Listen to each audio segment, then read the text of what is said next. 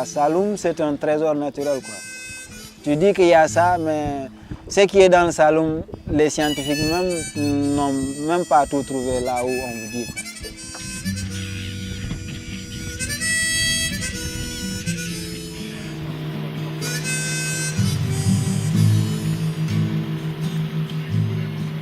C'est un delta qui est très riche en termes de diversité biologique. C'est une zone humide, marine, gagnée par la marée et qui est recouverte de mangroves.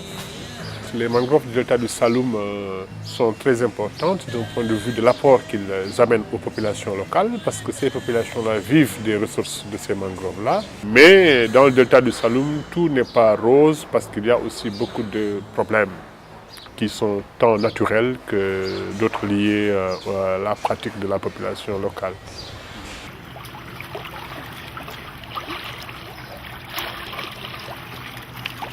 Depuis les années 70, il y a une grande sécheresse dans le Sahel. Cette sécheresse-là aussi a des impacts sur le milieu marin. Parce que simplement, s'il y a une forte évaporation, effectivement, il y a l'augmentation de la salinité. Donc, les mangroves aussi ont subi de fortes dégradations suite à cette hausse de salinité et à cette hausse des températures-là, issue de la baisse de la pluviométrie depuis les années 70. Donc, ce phénomène-là a tué beaucoup de mangroves dans le delta du Saloum et a aussi limité beaucoup de ressources de pêche.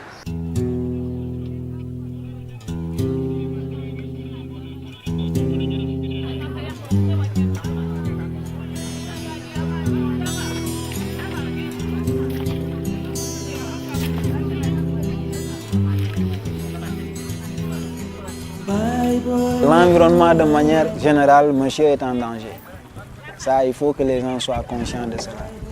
Là où on est, tu vois que l'eau, quoi, tu vois que la mangrove, quoi, tu vois que les oiseaux, c'est Dieu qui a fait, tu ne vois pas les lamantins, mais peut-être ils t'entendent, quoi. Mais tout ce qui est plastique, tout ce qui est filet, tout ce qui est autre chose, c'est nous qui l'on met ici, quoi. Donc tu jettes, la mer n'est pas une poubelle, la terre non plus. Mais tu jettes, ça revient sur la terre, quoi, sur la berge. Si c'est sur la terre ferme, tu jettes des poubelles, mais vas-y dans chaque village du Sénégal ou dans chaque ville du Sénégal, le pays est égorgé de plastique, quoi. Donc il y a la destruction des forêts, il y a aussi la sèche abusive de certaines espèces. Il y a de la pêche des pêcheurs qui coupent la mangrove, il y a des pêcheurs qui prennent des alevins. Il y en a d'autres qui prennent de petits filets avec des mailles pratiquement inexistantes, de petits trous, et qui tuent toutes les crevettes du delta du Saloum. Et ça, c'est quelque chose qui, dans le delta du Saloum, nous porte à réfléchir. Parce que les ressources diminuent excessivement, très vite. Quand il n'y a pas ces espèces-là, donc il n'y aura pas de tourisme. Donc il faut les protéger. Dans ce cadre, il faut les protéger aussi pour les générations futures. Parce qu'il y en a, bon, peut-être certains enfants qui n'ont jamais vu certaines espèces, donc comme les tortues marines ou d'autres espèces, il y a des jeunes qui ne les connaissent pas. L'esprit de pauvreté, c'est-à-dire que la ressource appartient à tout le monde. Et il faut que je la prenne le premier.